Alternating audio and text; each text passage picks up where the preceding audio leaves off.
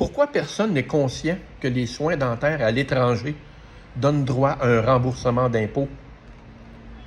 De nombreuses personnes qui viennent à Cartagena d'Indias, en Colombie, avec moi, pour recevoir des soins dentaires, me demandent souvent si les frais dentaires à l'étranger peuvent être déclarés sur leurs impôts afin de réduire le revenu imposable. La réponse est oui.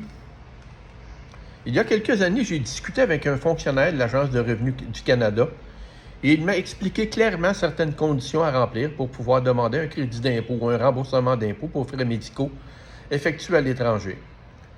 Tout cela est même écrit sur le site du gouvernement du Canada que, en général, vous pouvez demander tous les frais payés, même s'ils n'ont pas été payés au Canada.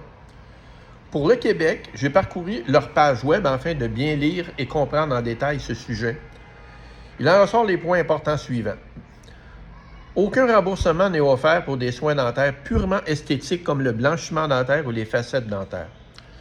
Tous les autres soins dentaires ainsi que les radiographies qui ont pour but de réparer ou aider au bon fonctionnement et à votre santé bucco-dentaire sont déductibles car ils sont jugés nécessaires.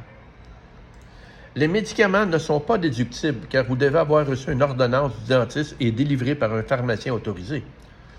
Or, le problème vient que les pharmacies dans les autres pays sont souvent des lieux qui vendent n'importe quoi sans ordonnance. Les frais de transport et d'hébergement ne sont pas déductibles car il existe des dentistes dans votre région pour faire les soins dentaires que vous avez besoin. Je m'appelle Claude Lasanté, j'ai accompagné plus de 500 personnes en Colombie. Obtenez mon guide gratuit sur le lien dans ma bio ou écrivez-moi par courriel afin de découvrir comment avoir un sourire éclatant et des dents saines, sans dépenser une fortune et obtenir un important retour d'impôt.